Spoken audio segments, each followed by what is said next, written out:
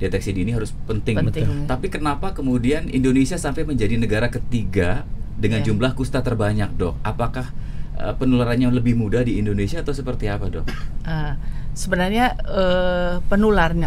penularannya itu hanya dari manusia.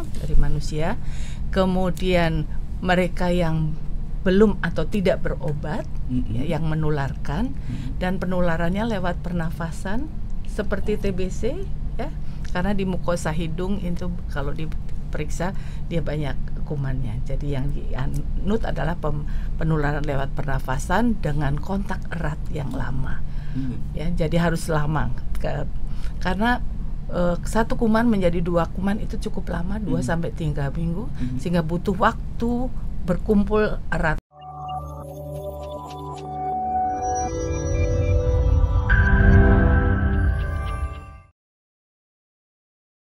Pak Agus, cerita sedikit boleh nggak? Tadi saya singgung, ini saya dapat bocoran dari Pak Agus kalau tadi saya bilang kita peringkat ketiga. Jadi persisnya gambaran kusta di Indonesia seperti apa, Pak Agus, sebagai gambaran awal untuk sahabat Sonora nih? Baik, terima kasih sahabat Sonora sekalian. Mas Yudi, terima kasih. Betul bahwa kasus kusta global itu kira-kira sekitar 200.000.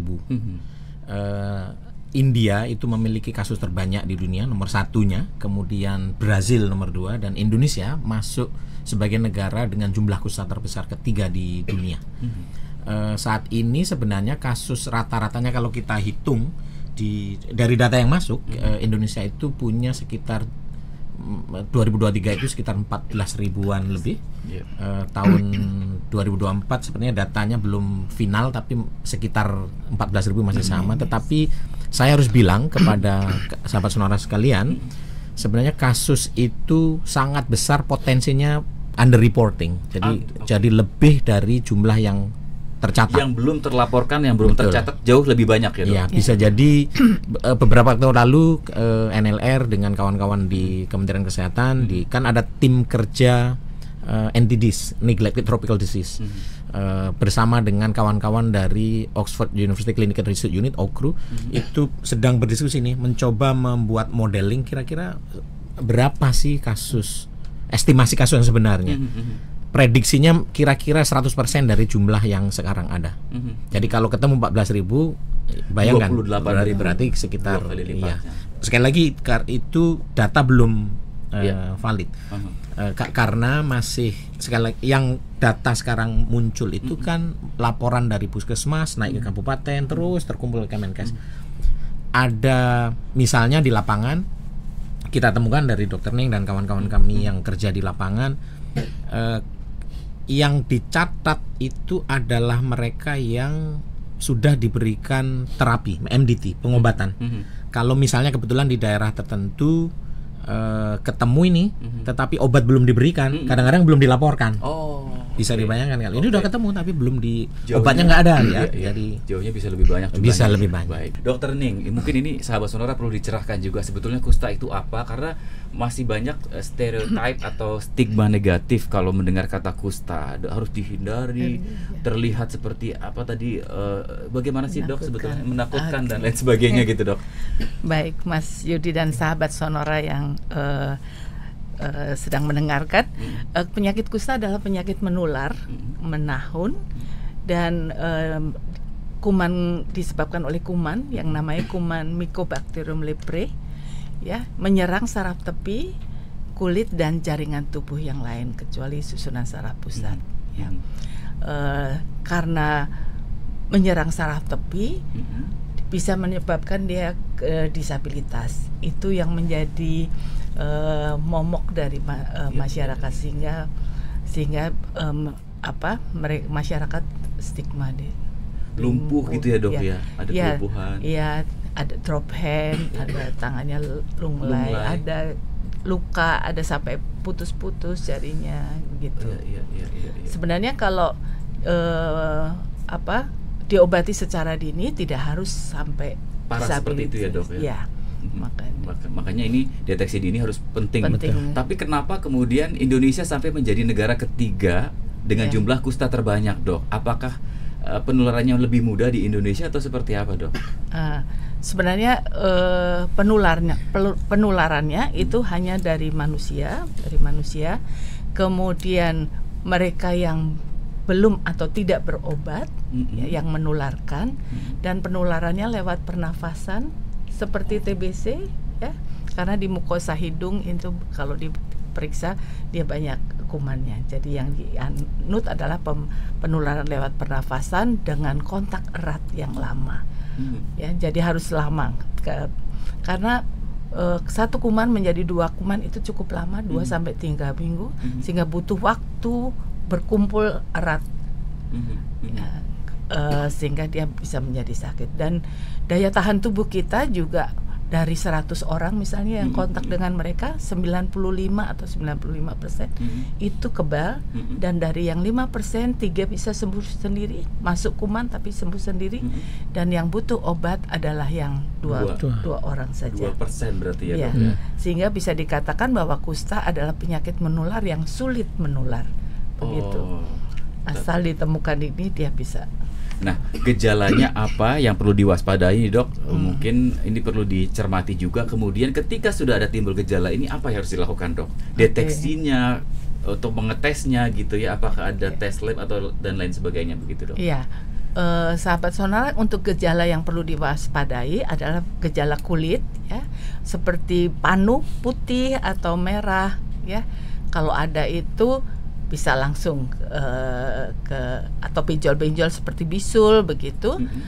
Kemudian ada juga gejala saraf yang perlu dicurigai, apakah ada kebas-kebas di tangan, di kaki, kemudian ada luka yang tidak sembuh-sembuh begitu, perlu jangan-jangan ini kusta, dan bisa langsung ke puskesmas untuk diperiksa lebih detail untuk ditetapkan apakah betul kusta atau bukan.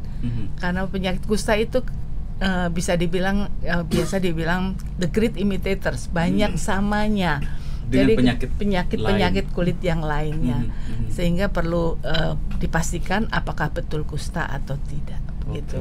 Oke. Dan itu menyerang bagian tubuh tertentu atau bisa terjadi di mana saja, Dok? Bisa di mana saja dari seluruh tubuh, sehingga untuk pemeriksaan kusta juga butuh keterampilan khusus. Tidak cuma dilihat yang ada di sini, harus dibuka semuanya supaya tidak salah mendiagnosis, tidak salah untuk memberikan obatnya. Dari 14 ribuan tadi data dari 2023 ya, Pak Agus ya, itu banyak laki-laki atau perempuan, kemudian dari prevalensi usia itu lebih banyak menyerang usia berapa, Dok? Untuk usia bisa semua umur, tapi yang paling muda itu sekitar 2 tahun ya. Dari anak-anak dari anak-anak sudah ya.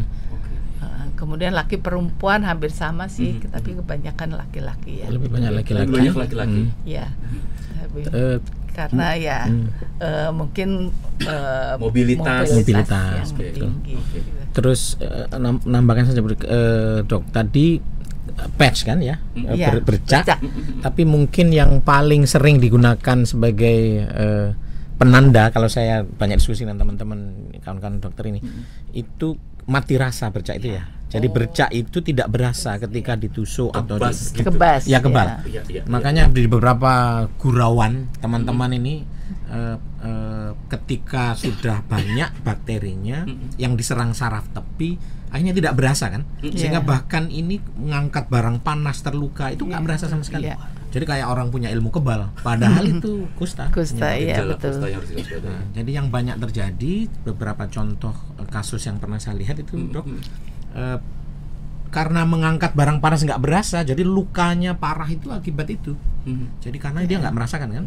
Ya, jadi dipaksa digunakan tetap. Ya digunakan, ketika digunakan ngangkat, nggak berasa kok. Jadi nggak merasa sakit, sehingga tidak merasa perlu untuk berobat.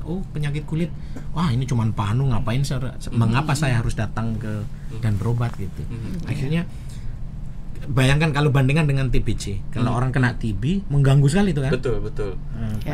Batuk terganggu, akhirnya datang.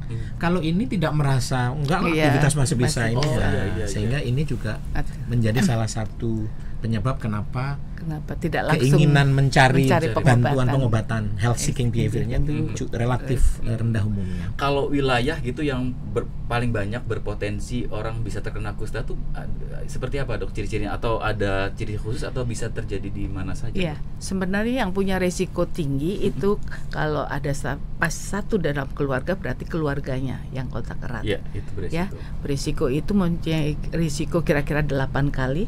Kemudian tetangganya, ya tetangga itu punya risiko sekitar 4 kali. Dan kalau kontak sosialnya, kontak sosial itu yang mereka berhubungan erat sekitar 20 jam per minggu.